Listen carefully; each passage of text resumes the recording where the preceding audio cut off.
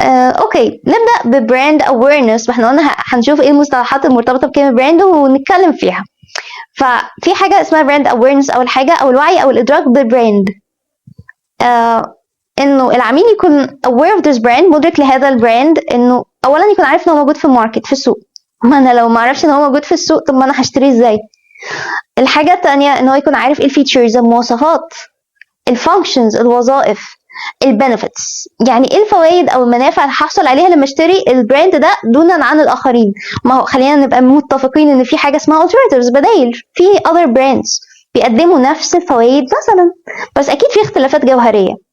فايه الاختلافات او ايه المميزات قوي اللي انت هتديها لي هتخليني اشتري انت على وجه الخصوص واختارك انت، سواء منتج او خدمه. البراند اويرنس بيتحقق رقم واحد من خلال اعلانات، يعني الادفرتايزنج بروسيس، عمليه الاعلان دي اساسيه جدا لما يكون العميل لسه ما يعرفش بالبراند ده. بنبقى عايزين ان هو يبقى يعني the first brand comes to his mind، يعني اول حاجه بتاتي الى ذهنه لما يفكر ان هو عايز يشتري برودكت او سيرفيس معينه. فدي فكره براند اويرنس. يختلف عن براند ايمج في ايه؟ يعني ايه الصوره الذهنيه للبراند؟ the way you perceive it، الطريقة اللي انت بتدركه بيها كعميل، انت شايفه ازاي؟ ايه your impression about it، انطباعك عنه ايه؟ وطبعا ده بيختلف من عميل لعميل. احساسك اتجاهه ايه؟ الفيلينجز، يعني المشاعر، ايجابية ولا سلبية، positive or negative. طيب افكارك، your thoughts، بتفكر في البراند ده او المنتج او الخدمة دي ازاي مثلا. او في كمان beliefs، beliefs و convictions اللي هي المعتقدات والقناعات. يعني مثلا ممكن حد يقولك انا شايف والله براند ده سواء منتج او خدمه دي حاجه harmful، مضره. حد تاني يقولك useless، يعني ملهاش اي فايده، اوكي مش مضره، بس ايه الفايده اللي هنحصل عليها يعني. وفي حد تاني يقولك لا ده حاجه amazing، ده رائع. فده صوره ذهنيه بتختلف من عميل الى اخر. دي فكره البراند ايمج. وطبعا اي براند بيبقى عايز يبقى فيه صوره ايجابيه مش سلبيه، يعني يبقى فيه العميل بيشوف البراند ده بشكل ايجابي وليس سلبي، عشان ما يعملوش avoidance، بالعكس approach، يعني يقرب منه ويشتري مش يبعد او يتجنبه.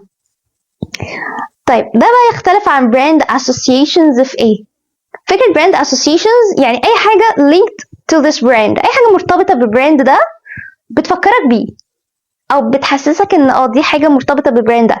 يعني experiences مثلا، خبرات، والله انا مره جربت البراند ده فحصل كذا كذا، فانا عندي experience مرتبطه بالبراند ده. ممكن experience ما تكونش خاصه بيك انت، حد من اقربائك، معارفك، اصحابك، ممكن حد عميل كان كاتب ريفيو كده اونلاين، كاتب رايه في البراند بعد ما جربه، او مراجعات العملاء الاخرين. فدي كلها experiences مرتبطه بالبراند هتفكرك بيها عامه يعني. في كمان events، احداث.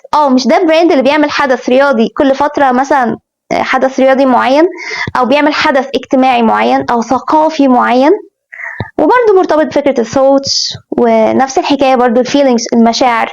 فدي الاسوسيشنز او الارتباطات. وطبعا بنبقى عايزين تبقى ارتباطات ذهنيه ايجابيه.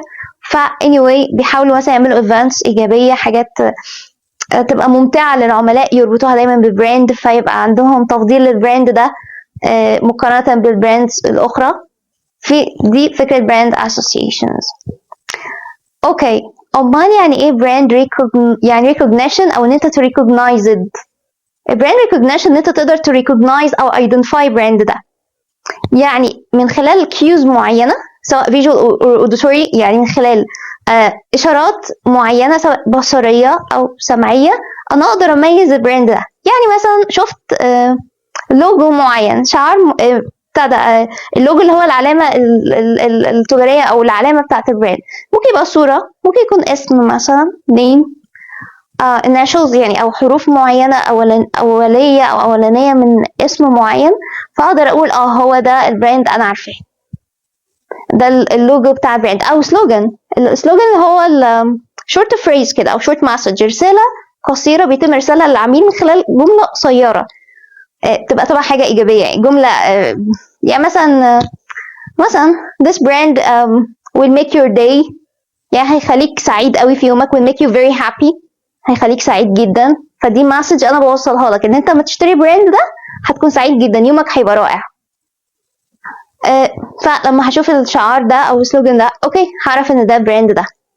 ميوزك حتى او سونجز، اعلان، اغاني او اغنيه او موسيقى مستخدمه في اعلان بيتم الاعلان فيه عن البراند ده، فاوكي مش دي الموسيقى او الاغنيه اللي كانت في الاعلان اللي كان فيه براند ده سوري، او person شخص معين actor whatever يعني، ممثل مثلا او شخصيه ما كان endorser او بيعلن عن او بيروج لمنتج مثلا او خدمه او بيتكلم عن منتج او خدمه في اعلان، مش ده الشخص اللي عمل ترويج لمنتج معين او خدمه معينه and so on.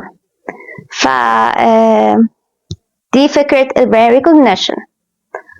ناخد بقى حاجه اخيره، حاجه اسمها براند لويالتي، الولاء للبراند.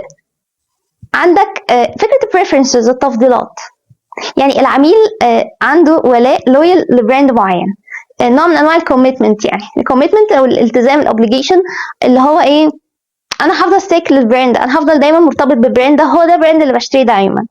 وعلى فكره هي مش مرتبطه بس بالجوده البراند والسعر والفيتشرز او المواصفات التانية، كتير بتكون مرتبطه بشخصيه العميل نفسه. في ناس روتينيه شويه، وفي ناس بتخاف تجرب حاجه جديده، فجرب براند ارتاح معاه يقول لك خلاص هو ده اللي هشتريه دايما. طب ما في اوبشنز تانية، طب في حاجات جديده دخلت الماركت ما تجربها؟ لا، بيبقى شخصيه كونسرفتيف شويه، محافظه شويه، قلوقه شويه، anxious شويه.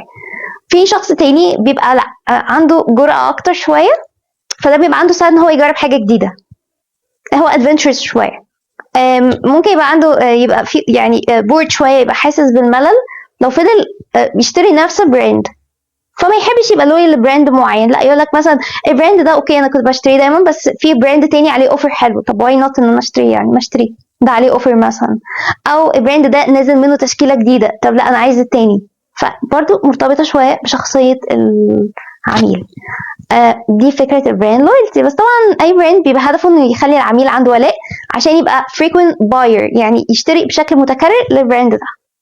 فدي مصطلحات مرتبطه بكلمه براند. شكرا.